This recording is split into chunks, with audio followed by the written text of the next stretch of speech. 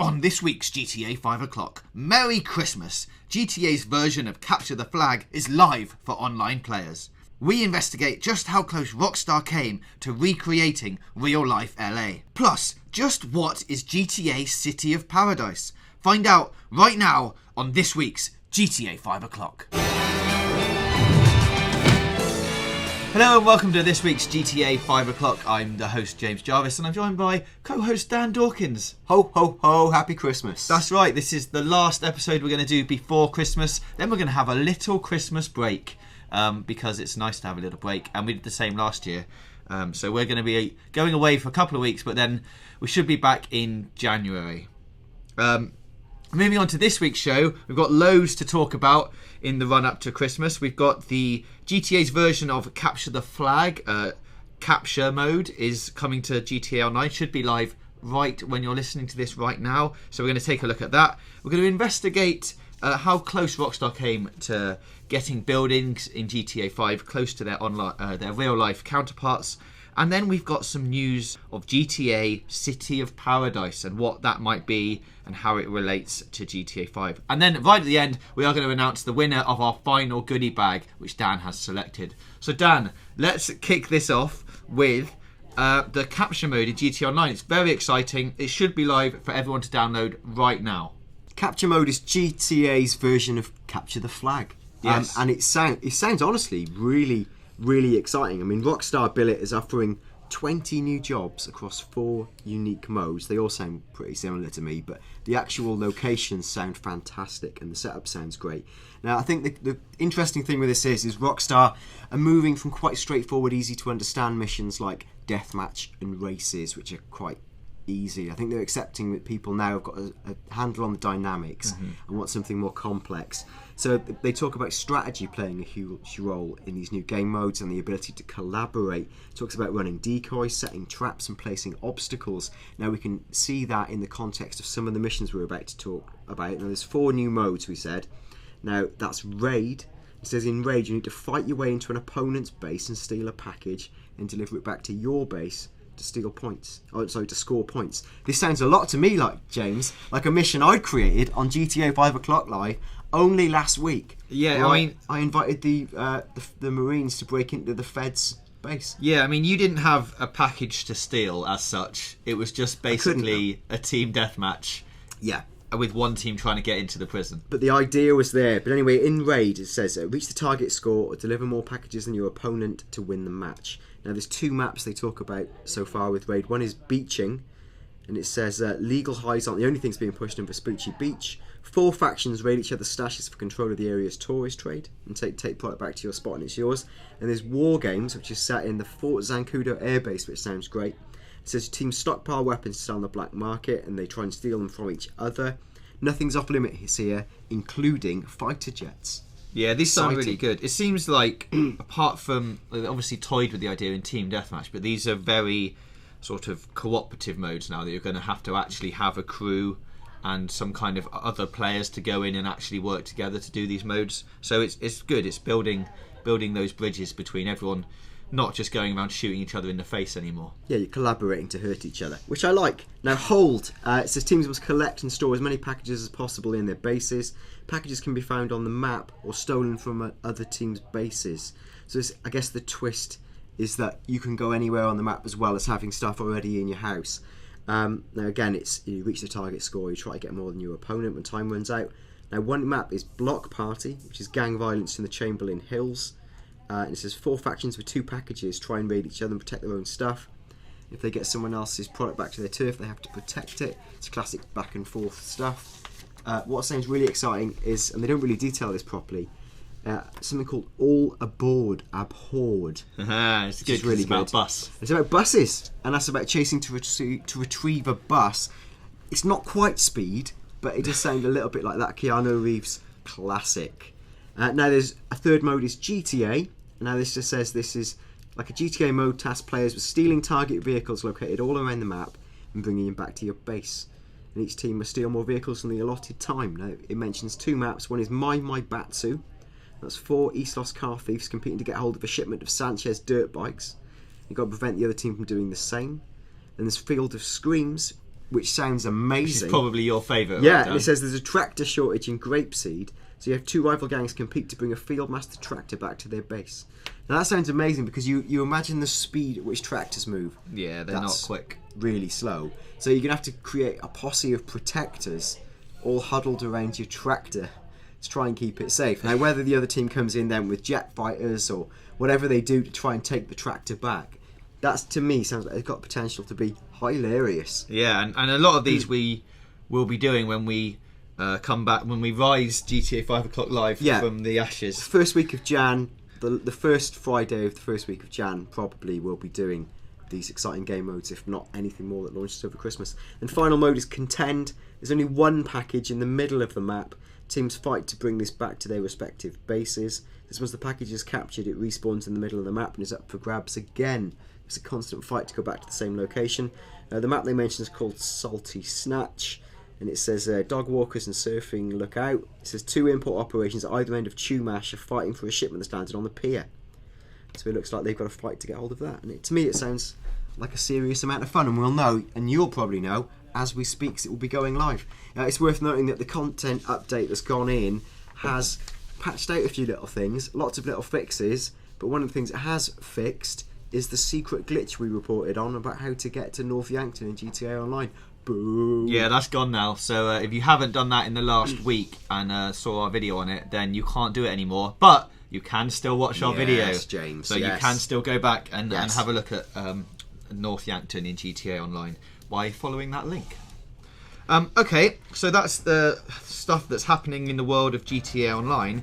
If we cast our minds back to that little game GTA 5, we have started, well, not we, the people on GTA forums who are responsible for doing the giant mapping project before the game came out have now moved on to locating the real world counterparts of the in-game buildings, and some of the images that they found are pretty amazing. Yeah, there's far, far, far too many to show here, and some of them are quite mundane. They're just like, look at this shop, look at how Rockstar dealt with it. What's interesting is there's a site launch called grandtheftdata.com, which is like a huge scrolling Google Earth style map, but with dots of all the key landmarks and locations with a picture from the game and a picture from real life next to it. It's absolutely peerless, it's daunting. It's got 600 to 700 little dots on it. Yeah, it has, and obviously that's too many to go through now. So we've picked out 6 or 7 that are really good, but also later on today we will be putting up a video of a lot more of these as side-by-side comparisons, so you can really go through them and see which ones are really good. Yeah, so I picked up a few. We'll start with a more mundane one. This is the European Auto Centre at 2511 Glendale Boulevard, Silver Lake, California. Now in game you've got there's an auto exotic on Bridge Street, Harewick, and there's the auto repairs on West Mirror Drive, Mirror Park. But you can see here you've got two, well, broadly similar. You can see where the inspiration has come from. Yeah, and a lot of these, I think it's the architecture of the buildings that is similar. Obviously all of the logos and artwork will change, but it's the layout of the buildings and the structure. Next we've got the dairy store sign on the corner of Glendale Boulevard and Montana Street, Edendale, California. I've never been there, but I'm told this is how it looks. So you can see the real life photo. It's quite evocative. It's quite a unique, ridiculous location. Now in game, they've done a pretty good job. Yeah. You know, they've gone and replicated the dairy element, the milk letters running down the side, but they've changed the shapes. It's just interesting what they've done to sort of mimic reality but not completely copy it and upset anybody. Even down to the fact this is the US flag in the background. They've changed like this sort of square rectangular shape of the milk letters and made them like hexagons. Do you think maybe this is the Rockstar designers going, well, if I designed that sign, I would have done it with hexagons? Correcting reality. Yeah. Maybe. I mean, it's just, again, it's just really well produced and shows the lengths Rockstar went to recreate this world from reality.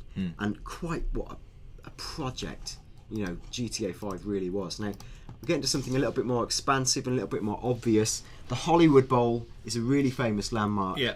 In in Los Angeles, as it is in GTA 5. Here's the real life Hollywood Bowl with the Hollywood sign in the background. The Hollywood Bowl that you never actually visit in the game, like explicitly. Yeah. Never tells you to go there. I know. Again, it feels like a place where you'd expect to have found You know, like Ricky Gervais appeared in GTA 4. You'd expect something like that to have occurred there. Concert to be going on. And yeah, there we go, in game, but incredibly desolate, like it's waiting for Lovefist to appear or some other hilarious comedian. But impressively done. You can see Vinewood in the background. A slight shift to the geography, as is the case in GTA 5. Still looks really, really good. Okay, now we've got the Silver Lake Lounge, and I think this is in the Vinewood area. Isn't this where you go in and find Lovefist in one of the side missions? I think that's in Tequila La, which is a different place. Apologies, my mistake. I've confused my drinking establishments. Here's Silver Lake Lounge. You can see it. It's red with the blacks, quite iconic. And there's Mirror Park Tavern, which again looks... It's clearly the same place, even down to the happy hour sign. Yeah. They're always having happy hour there. Happy hour all the time. It's just a constant source of happiness. It's not even a promotion. Then, yeah, going again onto big scale, we've got the Lago Zancudo Bridge, which we all know from GTA 5. And you see its real world equivalent. And it's not quite the same, but it's based clearly on the same thing. Yeah, there's a lot more water in the GTA 5 one. Yeah, maybe they'd had a spell of too clement weather that had dried off the seabed. Got the Pacific Electric Building, which, as you can see in real life, quite an iconic piece of architecture. In game, some liberties with the cornering, but you can see they've replicated the windows and the frameworks. Yeah, you can definitely tell it's the same building. They've just taken some liberties and scaled it back slightly. Even that building alone probably took one man several days. Probably multiple men. Incredible. And then, yeah, Vespucci Beach, obviously a very iconic area in real life LA. You can see the famous pyramids. And, yeah, you've got real life and you've got in-game. And again, it's really like the same. Yeah, nice. Alright, so that's just a brief glimpse of the GTA 5 versus real life stuff. As we said at the beginning, there will be a video going up showing a lot more of those in more detail, so do check out the channel for that. So let's move on then, Dan, for the third piece of our thing, into GTA City of Paradise. Now, what the heck is this? This has been picked up by GTA forums, reported on Gaming Blend and a few other sites. This is really on the fringe of conspiratorial theorising about things Rockstar might do next. The story is basically a user on 4chan came across a meeting that Rockstar had with a Bulgarian-based company called Social Evo Network. As you do. I don't know how that's happened or why Rockstar are going direct to a Bulgarian-based firm. And Social Evo Network are involved in marketing, and it says they're an online and mobile-based content engagement and social advertising agency. Oh God, what a world we live in! All the words. And apparently tucked away on Social Evil's site were some images that look very GTA-esque. Now, somebody at this meeting apparently has snapped these pictures, and they've been reproduced. Now, the most incriminating one is of a Grand Theft Auto logo with the word City of Paradise. And the image quality is terrible. Yeah. The font's not especially convincing. Who knows? And then there's a series of images of like a city or parts of a city that look a bit like Las Vegas. Yeah. It's just really hard to say what this actually means. Is this a complete invention? Why would someone have a camera and slap this during a meeting? I'm a little bit unsure in it. I guess to separate it out, do we think there's any plausibility in Rockstar doing something with the concept of a City of Paradise? I wouldn't rule it out. Everyone obviously wants like Las Venturas to be in GTA in some way. Yeah.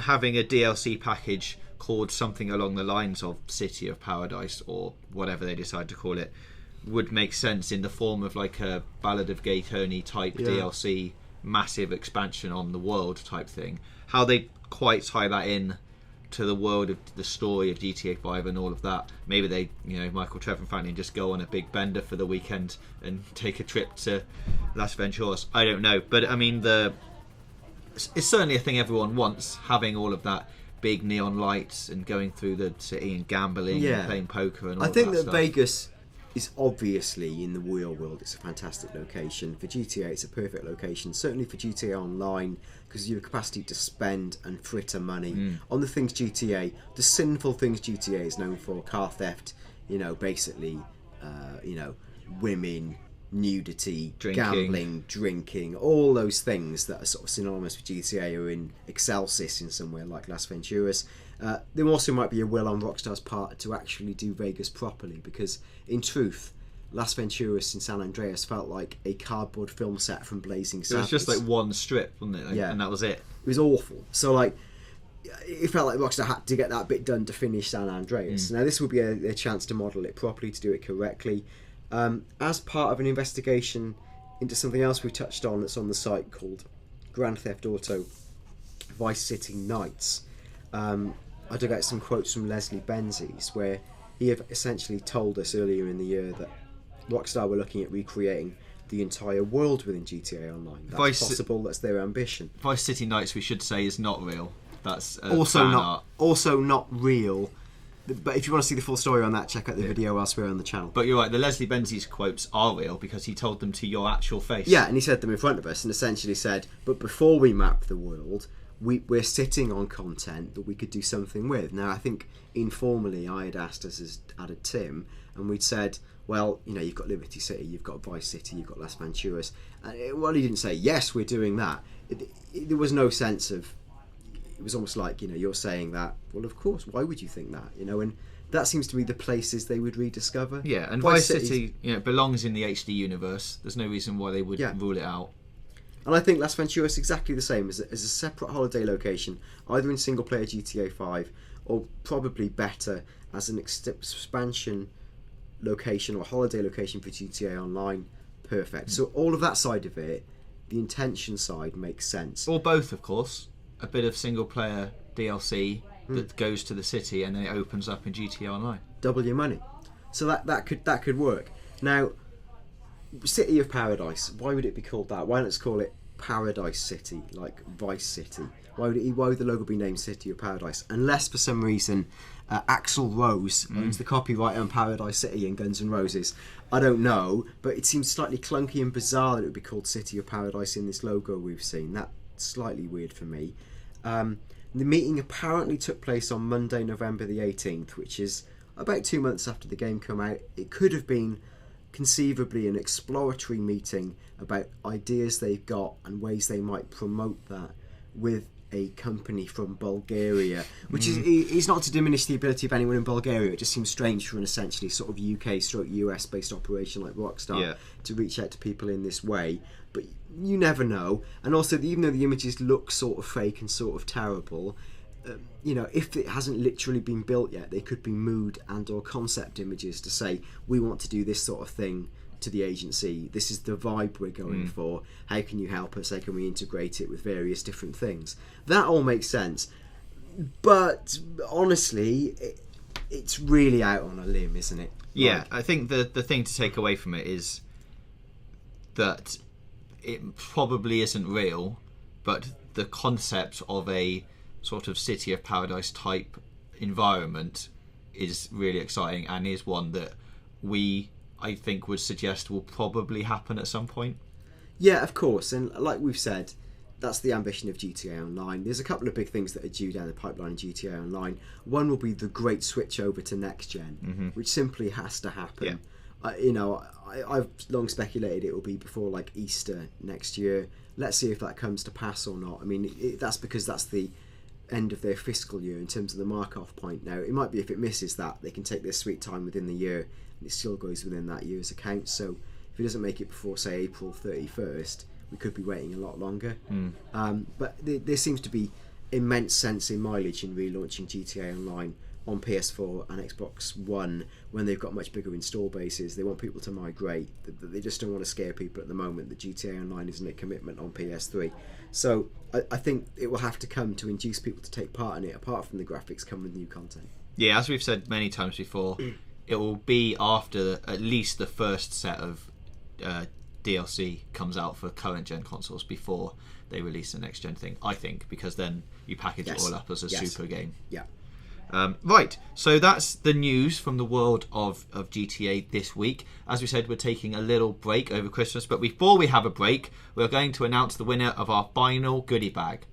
Okay, we've been through thousands of comments, literally thousands. There's a lot of common threads. One of people commanding that we give them the prize, which probably isn't the way to win. Worked. Isn't the way to win. Another is sympathy plea, for which I am sympathetic.